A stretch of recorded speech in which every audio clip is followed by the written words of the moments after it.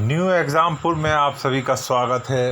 आज है 17 मई 2020 और हम आपके लिए लेकर आए current affair one liner. Video शुरू करने से पहले आप हमारे चैनल को सब्सक्राइब करें और बेल बटन ज़रूर दबाएं। आइए वीडियो स्टार्ट करते हैं। Welcome to new Exampur. 17 May 2020 current affair one liner in Hindi. पहला प्रश्न, 16 मई के दिन 1929 में किस पुरस्कार समारोह का पहली बार आयोजन किया गया था? तो बताइए 16 मई को कौन सा पुरस्कार पहली बार 1929 में आयोजित किया गया था? इसका उत्तर है ऑस्कर पुरस्कार। ऑस्कर पुरस्कार हॉलीवुड सिनेमा के बहुत ही प्रतिष्ठित पुरस्कार है, विश्व सिनेमा के। ये इसमें इस तरह की ट्रॉफ़ी दी जाती है जो लगभग 36,000 रुपये की बनाई जाती है।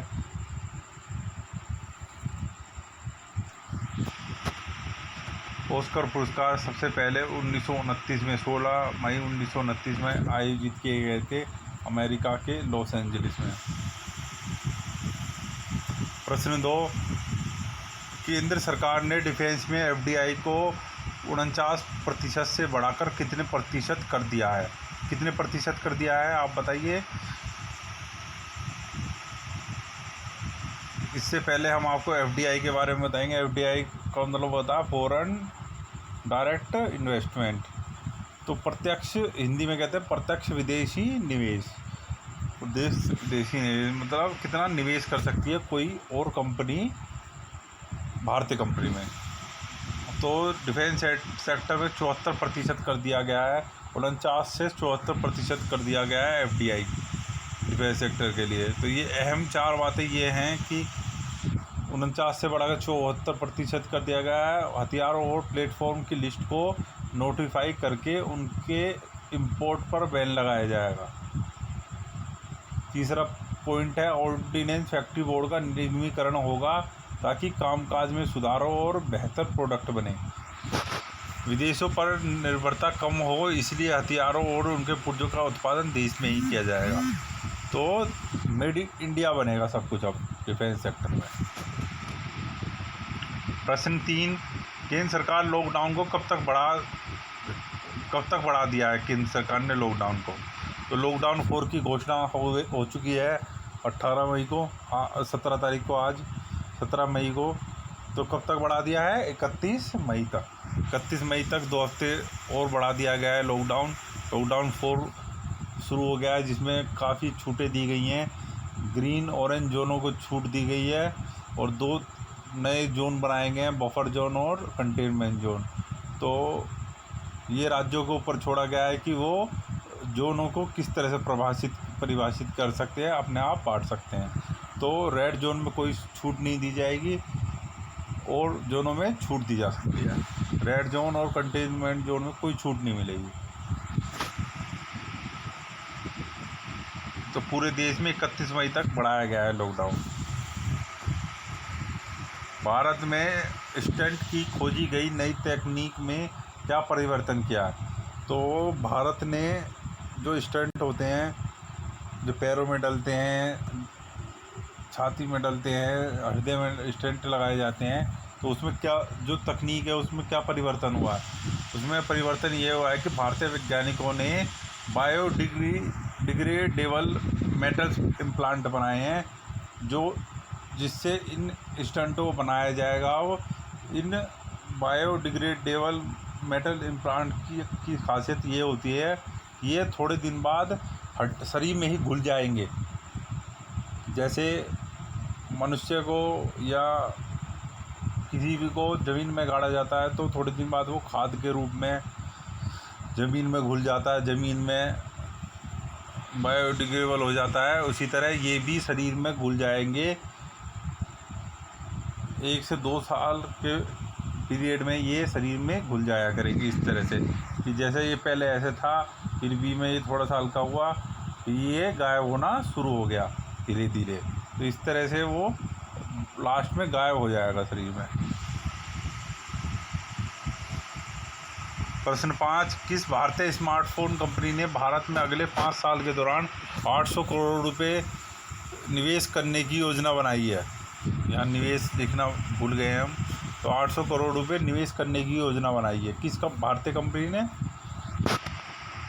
लावा इंटरनेशनल ने यह योजना बनाई है कि वह चीन से अपना व्यापार समेटकर भारत में लगाएगा, भारत में अपना एकाधिकार या अपना ध्यान केंद्रित करेगा और 5 साल में 800 करोड़ रुपए का निवेश करेंगे। लावा भारतीय स्मार्टफोन कंपनी है, तो आप भी स्वदेशी को अपनाइए, विदेशी को छोड़िए, लावा के फ़ोन यूज़ कीजिए। ये हम आपसे निवेदन करते हैं। कोई हम आपसे आदेश नहीं दे रहे हैं, आपको हम आपसे निवेदन कर रहे हैं।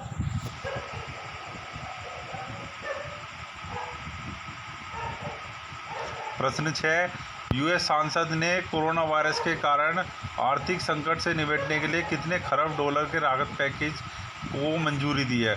तो कितने खरब डॉलर के राहत पैकेज को मंजूरी दी है यूएस संसद ने 3 खरब डॉलर यानी 3 ट्रिलियन डॉलर की मंजूरी दी है यूएस संसद ने।